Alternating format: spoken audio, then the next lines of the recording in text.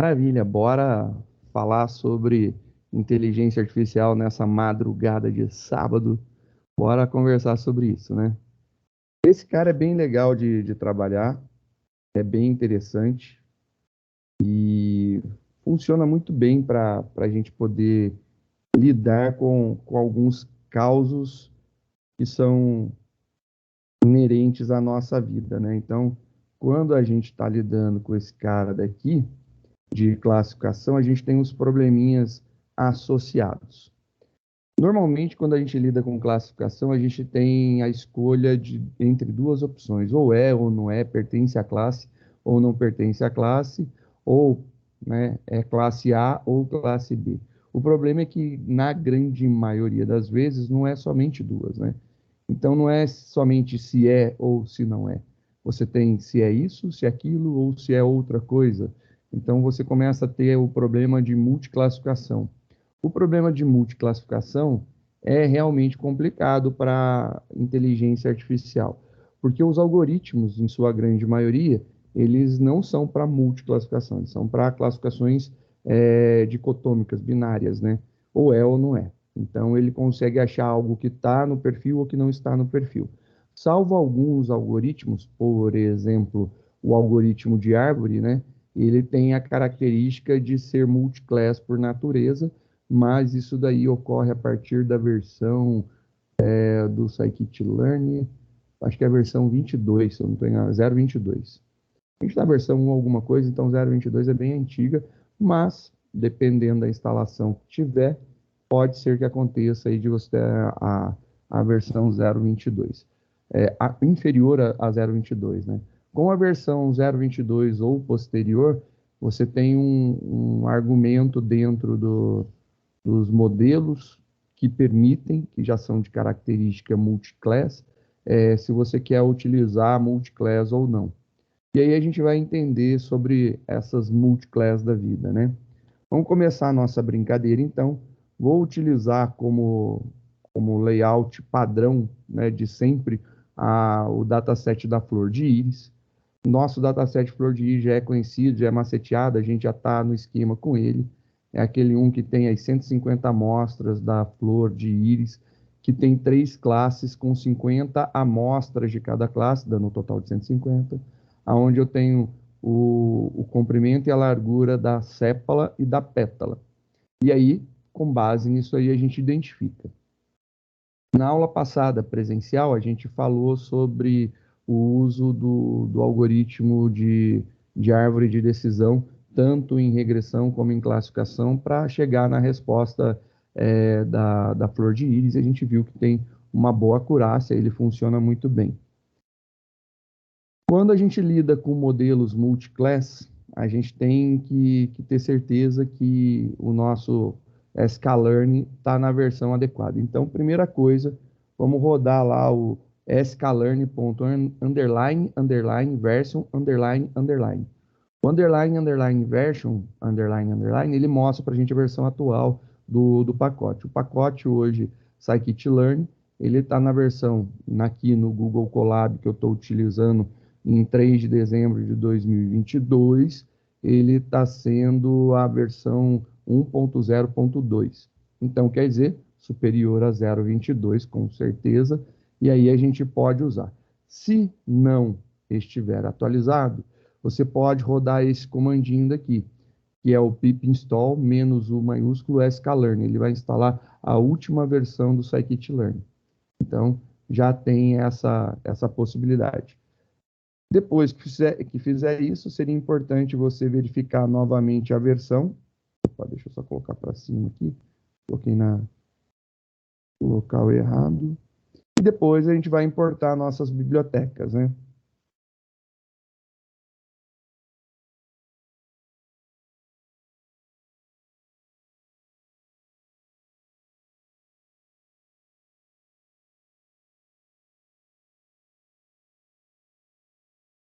Importando as bibliotecas que serão utilizadas.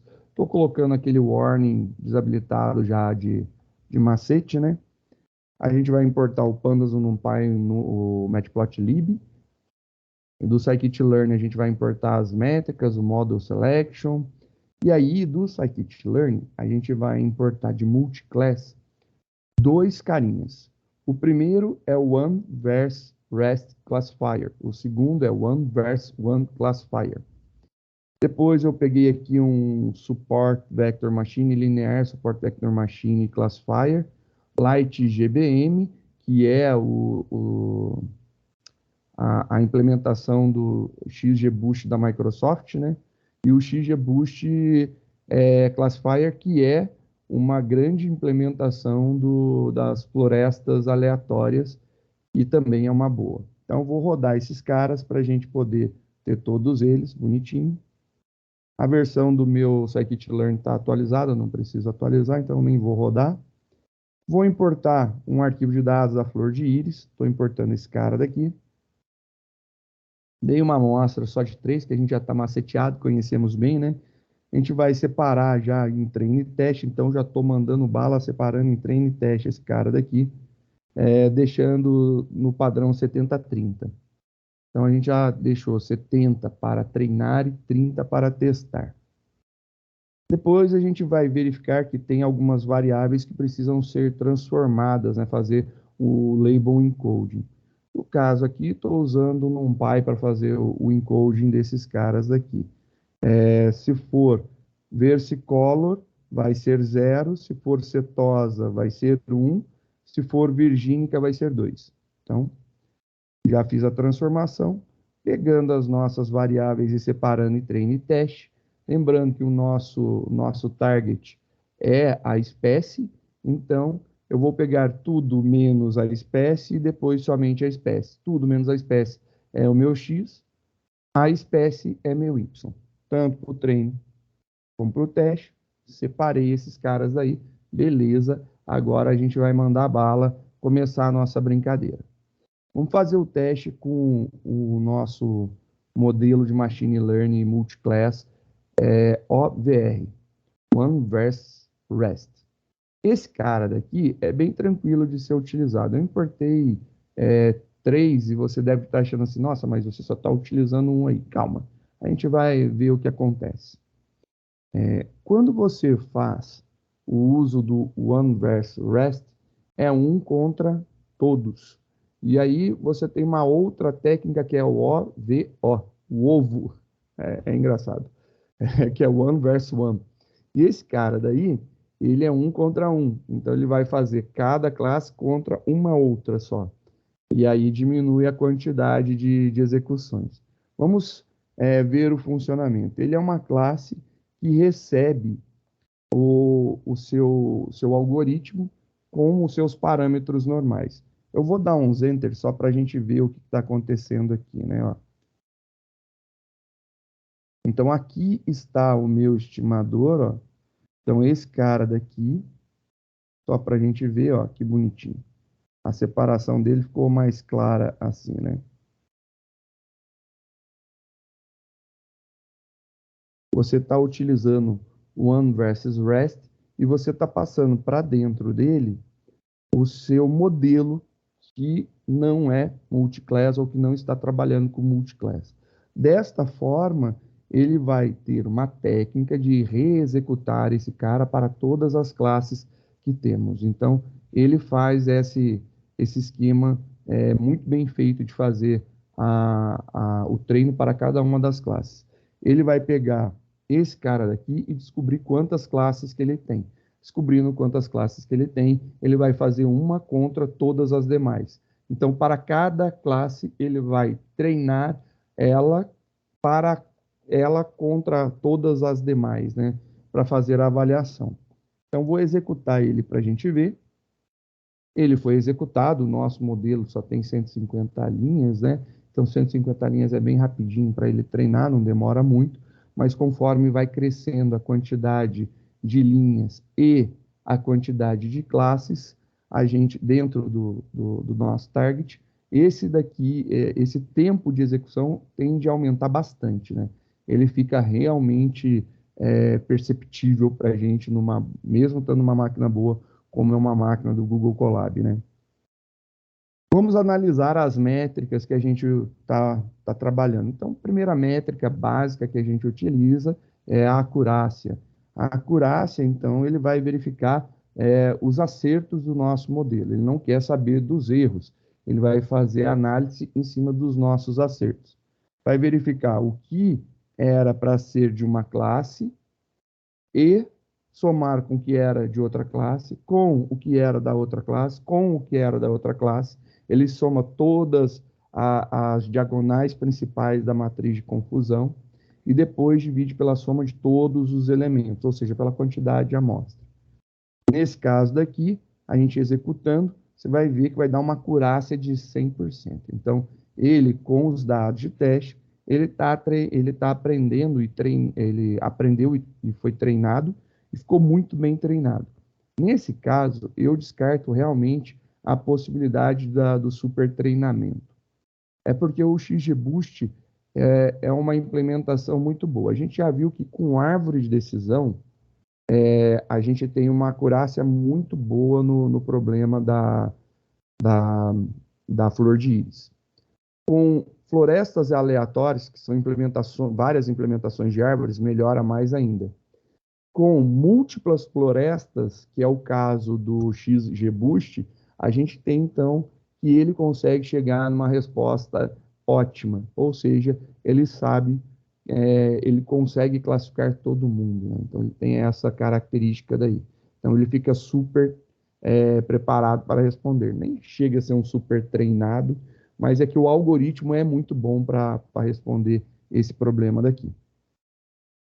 Vendo agora como que fica a matriz de confusão quando a gente tem mais de uma classe. Nesse caso, observando, a gente tinha duas classes. Dá uma matriz 2 por 2.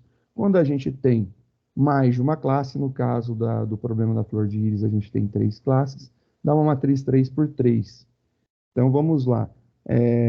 A forma antiga que a gente fazia, se a gente deixar os nossos warnings aparecerem, você vai ver que vai ter uma mensagem informando que essa maneira daqui, ela já foi descontinuada e que você deve utilizar a nova forma.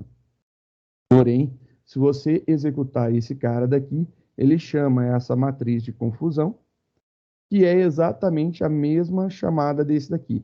Essa chamada vai ser desabilitada em algumas próximas versões aí dos pacotes, né? Então, para já acostumar, ao invés de usar o Plot Confusing Matrix, a gente vai usar o Confusing Matrix Display from Estimator ou from Predicators. Então, a gente está escolhendo agora nesse problema dos estimadores. Com os estimadores, eu passo qual que é o meu modelo e os meus dados de entrada, as minhas features, e a minha saída esperada. E deixo que ele, com esses dados aqui, execute o modelo, ele faça um predict para esse modelo daqui, com esses dados, ele vai ter o valor predito, ele compara com o valor esperado. E aí ele consegue montar a matriz. Nesse caso, a gente consegue ver que na diagonal principal é o acerto dele, né? E fora da diagonal são os erros. Então, aqui ele tem no true label, ou seja, o que era resposta verdadeira, que está contido aqui dentro do y-teste, ele tinha para a classe 0, 13 respostas que seriam da classe 0. E ele respondeu para a classe 0, que é o predict label, ou seja, ele rodou a predição com o modelo e as nossas features de entrada, ele teve 13 acertos. Então, para a classe 0, ele conseguiu acertar 13. Ele, na classe 0, que era a classe verdadeira, ele não respondeu nenhum, nem 2 para o valor que deveria ser 0. Então, ele acertou todas daqui. Para a classe 1, ele acertou 19 e não disse nenhuma resposta 0 e nem disse nenhuma resposta 2. Então, acertou 100% também da classe 1. A mesma coisa acontece com a classe 2. A classe 2, ele não deu nenhuma resposta 0, nenhuma resposta 1 e acertou as 13 respostas 2. Então, você vê que ele conseguiu acertar tudo que eram os valores que nós tínhamos predito. Ótimo, é essa a ideia. Esse modelo, ele amplia a capacidade de resposta. Só para verificar como que fica, né? reexecutando tudo, só que agora a gente está usando o OVO, o ovo, né? O ovo é one versus one, então um por um. Essa abordagem daqui também, no nosso problema, é muito boa. Novamente, só para a gente ver a diferença, o que está acontecendo, quem que é treinado, né? Na verdade, a gente pode se confundir achando que quem está sendo treinado é o XGBoost Classifier, mas na verdade não. Ele é simplesmente o modelo que eu estou passando para dentro do One versus One Classifier. E eu estou mandando treinar One versus One Classifier. Ele que é o modelo que está sendo treinado. Então, estou colocando aqui, você vai conseguir perceber que esse, na verdade, é um dos parâmetros do One versus One Classifier, que é o modelo que eu vou utilizar a técnica multiclass. E aí, depois, eu mando treinar o meu One versus One. E aí, criei um objeto OVO treinado com os meus dados de treino. Perfeito. Então, esse cara daqui rodando, treinou super rapidinho. A gente vai ver agora a acurácia dele, né? Vamos ver a acurácia dele. Também deu 100% de acurácia com os dados de teste. Ele também responde muito bem. Novamente, é porque você está utilizando uma implementação de um algoritmo muito bom para dar respostas. Então, a aplicação do algoritmo de XGBoost é muito legal e ele dá uma resposta muito boa. Vendo a matriz de confusão agora para o modelo One versus One, temos lá que ele também conseguiu acertar 100% das vezes. Isso aqui é muito legal, porque ele funciona joinha, né? Agora, para dar uma implementada, só para não dizer que a gente viu um negócio e ficou chatão, assim, ah, não, vamos fazer um bagulho um pouquinho melhor, né? Vamos melhorar os nossos processos, né? Eu acho que a melhoria dos nossos códigos faz parte da nossa evolução como programadores, né? A gente precisa melhorar como funciona os nossos programas. Estou colocando aqui, então, uma implementação para facilitar. Obviamente, a gente tem algumas características que ficam mais claras. Eu deixei tudo comentadinho para ver e eu criei uma ideia. Na minha cabeça, eu acho que ficou legal, não sei se vocês vão gostar. Não utilizei dessa vez função. Poderia ter jogado dentro de uma função esse esquema daqui para sempre executar, passando, por exemplo, o modelo que eu quero e ele executa um modelo e eu só carrego quais modelos eu quero numa outra lista e saio iterando, rodando esse cara daqui.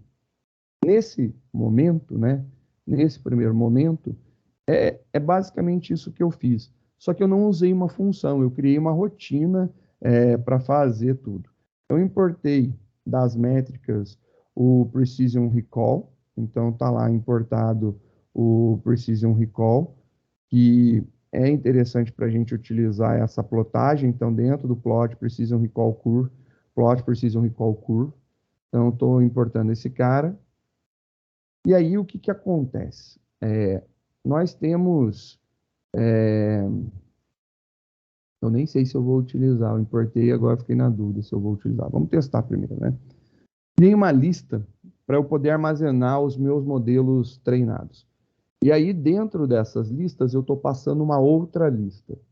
E essa outra lista, ela vai conter um texto que é informativo, explicativo sobre o que é. Depois eu tenho o modelo, ou melhor dizendo, o método de multiclass, né? Então eu tenho um texto, o método de multiclass, e depois eu estou chamando, na verdade, a classe que implementa o multiclassificador, né? Que eu quero utilizar. Eu fiz aqui uma separação, vou até dar um enter para que fique mais claro do que eu fiz, né? Olha lá. Eu criei aqui, então, OVR para o Linear Supported Vector Machine Classifier. Então, esse cara daqui, estou aplicando e estou armazenando. Como que se comporta o OVS, né? O OVS, o OVR para o Support Vector Machine Linear. E aí tem lá uns ajustezinhos de hiperparâmetro, né? Coloquei alguns para poder facilitar a minha vida. Então já experimentei algumas vezes, esses são ajustes que a gente vai pegando manhas e vendo outras experimentações, outras implementações, a gente começa a utilizar também. Então, comecei lá os meus modelos, adicionei esse cara, esse daqui, esse daqui. Então, note que aqui eu só estou adicionando as informações. Então, eu criei uma lista de modelos que eu vou querer testar. Agora, eu quero analisar a resposta de cada um desses modelos, ou seja, analisar as métricas de cada um desses modelos. Criei uma lista vazia métricas, ela ainda está vazia, e aí comecei agora a executar, né? Fiz uma iteração, modelos tem três coisas, né? Tem o nome, que é esse one versus one, e o tracinho e o modelo, ou se não one versus rest e o modelo. É o nome que eu estou dando. Depois tem o método, COVO-OOVR.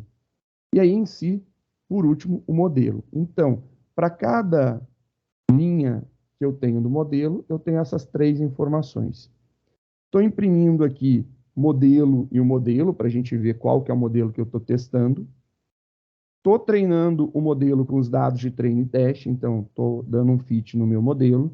Qual que é o modelo? Primeiro vai ser esse daqui, depois vai ser esse, depois esse, depois esse outro, e por último esse daqui. Então estou rodando esse conjunto de modelos daqui. Aí eu já estou falando, já estou salvando, né, o meu Y predito, que é a predição da execução do meu modelo. Literalmente, depois de treinado, eu estou verificando as respostas que ele tem com os dados de teste, estou armazenando. Então, com o meu X de teste, eu estou armazenando a resposta que esse modelo está me dando. E aí, agora, eu estou adicionando dentro da minha lista o nome, minha lista de métricas. Eu adiciono o nome do modelo, então lá, o nome do modelo, qual que é a acurácia de treino, qual que é a acurácia de teste, com os dados de teste, qual que é a precisão, e aí como a gente está utilizando um modelo multiclass, eu coloquei o weighted, mas eu tenho certeza que esses caras estão balanceados, porque tem uma amostra de 50, 50, 50. Logo, quando a gente fizer a divisão, mesmo que não fique 50, 50, 50, ficou no caso 13, 19, 13, né? Eles ainda são muito equilibrados. Então, não haveria necessidade, mas eu estou deixando aqui uma média ponderada, né? Então, estou fazendo uma predição com base nos pesos, tanto da precisão, como da sensibilidade, como do F1 score. Esses caras aqui, a acurácia, eu passo para a acurácia do modelo, né? Os dados de treino e os dados de o X, as features e o target, e ele calcula o acerto. Passei treino e teste. A precisão, eu vou passar qual que é a minha resposta esperada e qual é a resposta que o modelo deu. Qual que é a resposta esperada, qual que é a resposta que o modelo deu. Então, ele vai comparar esses dois e vai calcular a precisão, a mesma coisa para a sensibilidade, a mesma coisa para a média harmônica desses dois, né? Que são os erros de tipo 1 e erros de tipo 2. Feito isso daí, eu vou plotar a minha matriz de confusão com base nos dados de teste. Estou plotando para aquele modelo, estou fazendo a plotagem dele. Plotei, belezinha. Depois que terminou esse laço, eu estou juntando tudo. Por quê? Dentro das minhas métricas, eu vou criar um data frame para ficar mais bonitinho. Então, eu passo a minha lista de métricas e o nome dessas colunas, que no caso modelo, acurácia de treino, acurácia de teste, precisão, sensibilidade e o F1 score, recall e o F1 score. E ele cria um data frame e mostra esse data frame no final. Vou rodar esse cara daqui. Rodou, olha só que legal essa saída, né? Vou lá no comecinho. Ele mostra aqui, ó, modelo OVR para Linear Support Vector Machine Classifier. Ele conseguiu acertar tudo, ó. 13, 19, 13. Para o OVR com o Light GBM Boosting, né? Gradiente Boosting, Light GBM Gradiente Boosting. Também acertou tudo. Para o modelo OVR, para o XG Boost Gradiente, também acertou tudo.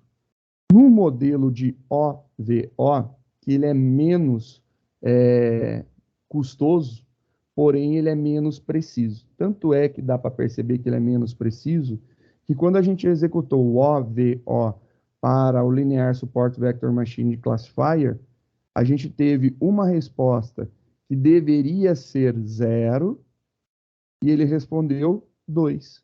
Era para ser 0 e ele respondeu 2. Lembrando que deve ser Virginia versus Color, né? Eu coloquei como sendo o acetosa, que é bem diferente, né? Então, o Virginia versus Color está confundindo aqui. Mas é uma confusão pequena, ele errou uma, né? Ele errou uma. Normalmente ele erraria mais, e a gente vê que ele erra bem mais, né? Já os outros, ele teve com o OVO, ainda 100% de acerto e 100% de acerto. Se a gente olhar, então, a saída, né? Nós temos lá qual modelo que foi aplicado, a acurácia do treino. Então, com os dados de treino, ele obteve 96%. Com os dados de teste, ele obteve 100%. A precisão, a sensibilidade e a média harmônica. E aí, o que nos interessa, que muda, né? É literalmente aqui, ó. Esse cara daqui é o mais gritante pra gente, né? É o mais gritante pra gente. Ele errou um. Ele errou um só. Então, de 100% dos acertos, ele errou apenas um, né? Então, tá bom. Por isso aí está chegando em 97% de acerto. Se você for olhar aqui, as nossas métricas, pelo modelo ser bom para esse tipo de problema, ele está acertando 100%.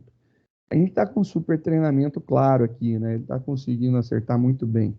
Mas olha só, se tivesse que escolher um modelo, e sendo que todas as métricas estão semelhantes, tirando, obviamente, essa daqui, né? Todas as demais estão iguais, como que eu poderia escolher? Nesse caso, eu focaria em observar a acurácia de treino. Na acurácia de treino, a melhor de todas foi o OVR, o One versus Rest, do Light GBM. Então, do Light GBM foi a melhor. Então, eu utilizaria esse cara daqui para solucionar o nosso problema. O One versus Rest para o Light Extra Gradient Boosting, né? Então, o Light Gradient Boosting. Esse cara daqui seria provavelmente a melhor saída para a gente solucionar esse problema com uma boa certeza de acerto entre as melhores métricas, incluindo a métrica do treino. Por isso que eu coloquei a métrica de treino. Se tudo bater igual, a de treino ela pode ser o diferencial. Então, esse daqui é o modelo e a técnica de fazer a predição utilizando o One versus One ou One versus Rest, que é a implementação da técnica multiclass. Assim, a gente pode treinar. Agora uma aspa sobre isso, né? É complicado.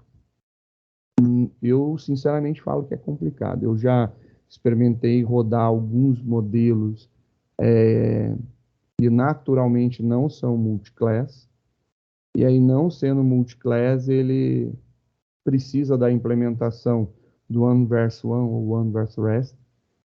Eu implementei e mandei rodar. É custoso, é bem custoso. Ele executa e demora. Isso daí para treinar, né? Só para fazer o treino, ele já tem aí um desgaste muito grande para executar isso daí. Porque quando você faz um por um, ele vai pegar. Se eu tenho 3 classes, ele faz essa por essa. E aí acabou. Ele comparou essa com essa e essa com essa. Fechou, ou essa com essa. Ele fez a comparação de um contra um outro elemento. Só. One versus rest, ele vai fazer essa com essa com essa com essa, e essa daqui. Talvez eu não li sobre a técnica dele. Eu acho que é somente essa com essa com essa e essa com essa. Mas eu acho que ele deve ter uma implementação que pode mudar a ordem, analisar a ordem de entrega. Eu não sei se ele faz isso. Eu acho que não. Não faz sentido, né, a comparação invertida. Então, ele faz uma distribuição, né, uma análise combinatória, tem todas as combinações possíveis. Então, na verdade, ele faz não é todas as combinações, porque tem um inverso seria uma distribuição, né? Ele faz uma combinação, mas a ordem para ele não importa. Então, 1 com 2, 1 com 3 e 2 com 3. Ele faz os 3 testes. E aí dá uma diferencinha boa e ele calcula essas médias daí e dá a resposta para a gente. No final, né, a gente tem que a execução de multiclass é custosa, mas é a solução que nós temos para analisar múltiplas classes. Se não quisermos ou não conseguirmos executar para todas as classes, eu aconselharia fazer uma conversão para os modelos mais similares, então para as respostas mais similares, quando você tem multiclass, e você não pode aplicar multiclass, você tem que transformar em dicotômico, em duas classes. Eu aplicaria aí um modelo de proximidade, que seria um caminhos, ou um KNN, para ver quem são mais próximos, e agruparia as respostas mais próximas, então agruparia criando duas classes, executaria para elas.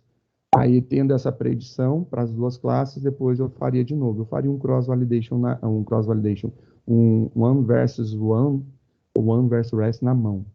Seria isso daí, se você não tiver. Teria que ir eliminando os processos, né? Mas, infelizmente, vai consumir do mesmo jeito e vai demorar do mesmo jeito. Então, já tem a biblioteca pronta, faria isso usando a biblioteca e tentaria minimizar, talvez, o número de colunas, fazendo um feature importance, para diminuir as dimensões de análise, né? Alguma coisa desse tipo. Depois de executar isso aí, chegou no modelo, ainda teria, talvez, os ajustes de hiperparâmetro. O fogo ainda que a gente está fazendo a nossa avaliação do modelo, mas a gente está treinando para uma única distribuição entre treino e teste, né?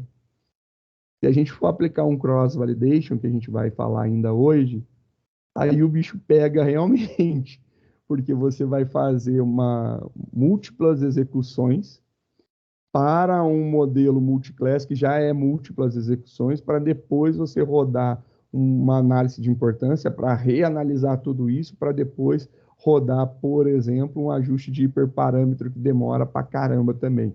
Então, no final das contas, vai tempo para executar um negócio desse daí.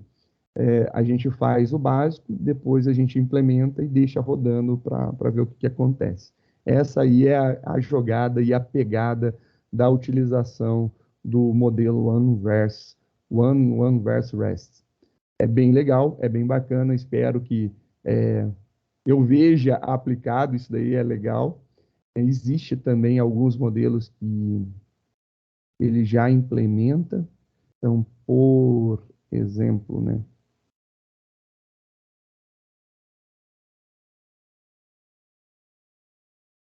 eu acho que Decision Tree.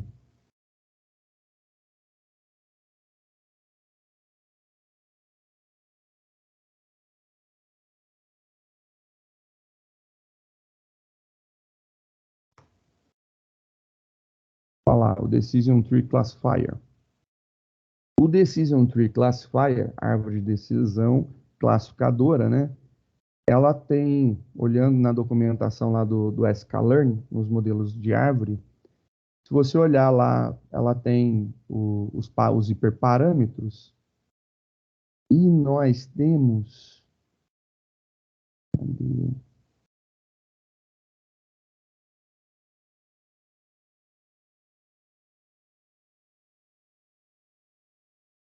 eu acho que é nela, grau de impureza, max level, random state.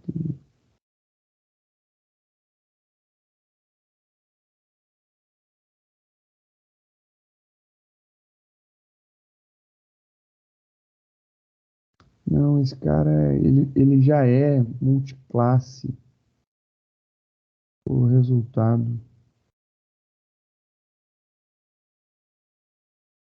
que nós temos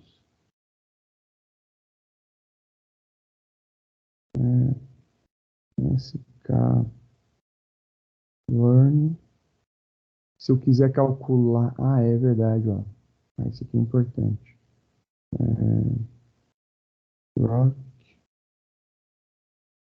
AOC score.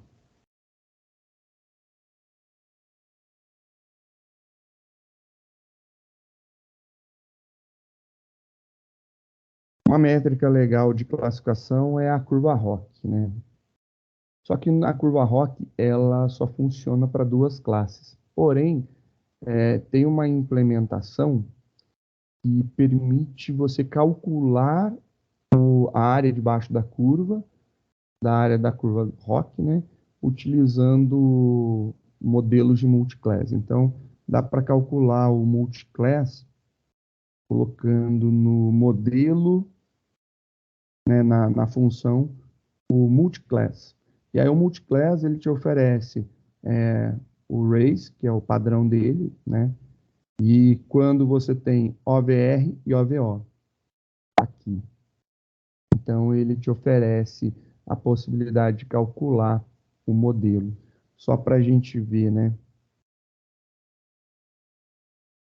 As nossas métricas, olha lá, o Precision Record, eu acho que eu estou fazendo aqui, Precision, Precision,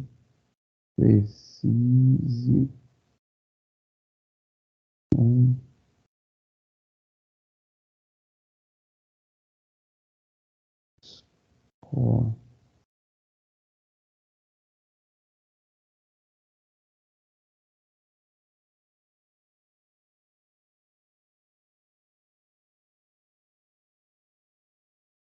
O Precision Score, né? Ele não tem. Ele não tem. O Precision Score ele não tem. Quer dizer, não tem e não precisa, né? Ele consegue calcular o multiclass. Mas o AUC, o ROC AUC, ele não consegue calcular, ele é dicotômico, né? Duas classes só. Para que você possa utilizá-lo, se você quiser calcular, você tem que passar o parâmetro OVO ou OVR no multiclass. Então, o valor OVO ou valor OVR no multiclass. Por isso que eu salvei lá. Eu acho que eu tinha lido a documentação e aí eu acabei salvando. E nota que eu salvo exatamente como está aqui. Se eu precisar calcular ROC, já vai dar para fazer o cálculo com aquela estrutura que a gente tem, né? Então, essa estrutura daqui ela salva o OVR e o OVO. Então eu posso aplicar no ROC AUC da vida para a gente ver como calcular. Nem sei se eu consigo trazer esse cara. Deixa eu só mudar isso daqui. Fazer. Importar todas as métricas e importa tudo.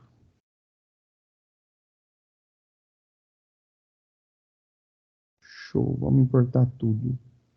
Vamos tentar fazer um ROC. Ah, tá, mas o Rock LC eu acho que ele vai dar problema, ó. Eu acho que o Rock LC vai dar um problema porque ele precisa, o Rock LC, vamos ver os parâmetros dele. Ele precisa do Y de verdade, então nosso Y true é o Y underline teste. Depois, o nosso Y score. Deixa eu ver aqui que é o Y score. Literalmente o Y score é a nossa resposta, né? Então, Y do predict. E aí, a gente tem um outro parâmetro, que é o parâmetro multiclass, né? A gente tem também lá o weighted, né? A média. E aqui a gente tem o multiclass. Vamos sem multiclass para a gente ver primeiro, né? Ver o que acontece. Vou adicionar aqui 1, 2, 3. Só para a gente ver. ROC AUC. Executando esse cara daqui, aí ele vai falar para a gente que deu um probleminha, olha lá. Multiclass precisa ser OVO ou OVR, eu preciso especificar o que ele vai ser. Então, esse cara daqui precisa ter o average. E aí, eu quero dizer qual que é o método que eu estou utilizando. Eu já salvei, que eu tenho OVO e OVR salvos ali. Então, teoricamente, seria isso daqui. Vamos ver se ele consegue. Ele está falando que precisa ser um ou outro. Ele não está conseguindo entender o meu texto. Pode ser porque não está em string, né? Sei lá, vou jogar um padrãozão aqui para a gente ver aqui. OVR. OVR.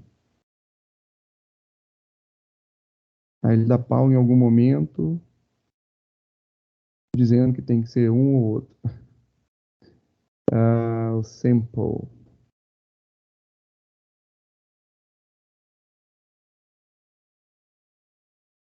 Olha lá, multiclass rock é o seu score, true, os labels. Talvez eu tenha que passar os labels que são os possíveis, né, de serem analisados. Eu acho que é método. Talvez tenha que passar os labels para isso aí. Eu vou pegar aqui antes só para ver. Y teste ponto drop duplicates.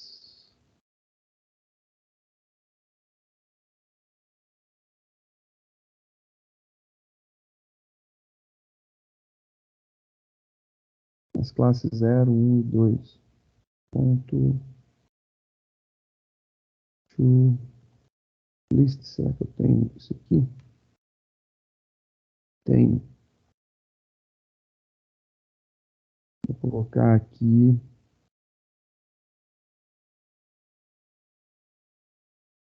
alvos.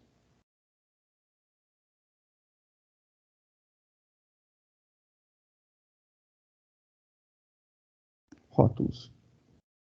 Faz mais sentido. Os rótulos. Peguei.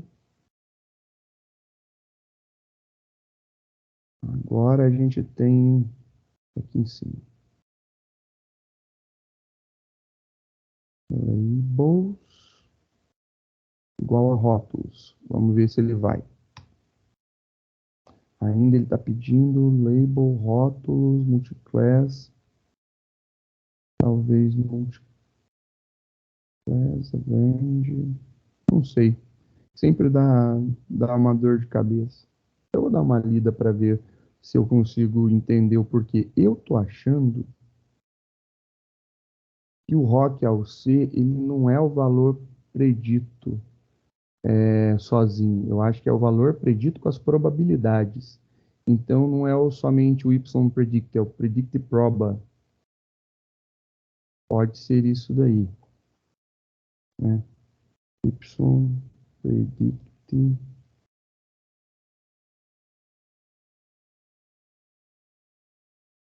proba. Vai ser modelo.predict proba. Passando o X teste. Eu acho que pode ser, não sei. Eu tenho que ler de novo lá. Provar.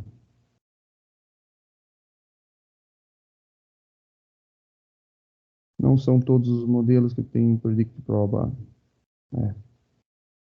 Aí eu tenho que implementar uma função que vai calcular as probabilidades na mão.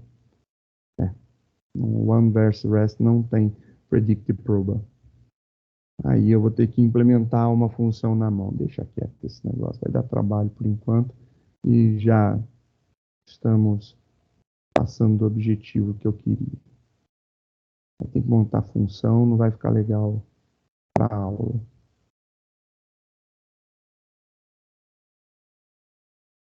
Belezinha. Essa brincadeira eu acho legal, ela resolve bem a nossa vida, né? Isso aqui eu não vou precisar mais, já era. Esse cara já está salvo lá para vocês, então vocês já podem utilizar eles. Está lá o dataset da Flor de Íris, parte 5 Multiclass. Pode utilizar, fica à vontade, isso aí tá bacana, dá para treinar. E aproveitei para fazer mais uma implementação de como que eu posso fazer múltiplas análises no mesmo código, né? Então, cria uma lista, itera a lista, executa, vê respostas, calcula, já monta suas métricas dentro de uma listagem, e aí depois a gente pode aplicar, por exemplo, uma ordenação, né? Nesse caso aqui eu não apliquei porque são poucos, dá para ver visualmente. Mas quando você tem muitos modelos, eu acho interessante fazer a aplicação de ordenação para a gente ver. É isso daí. Beleza, então.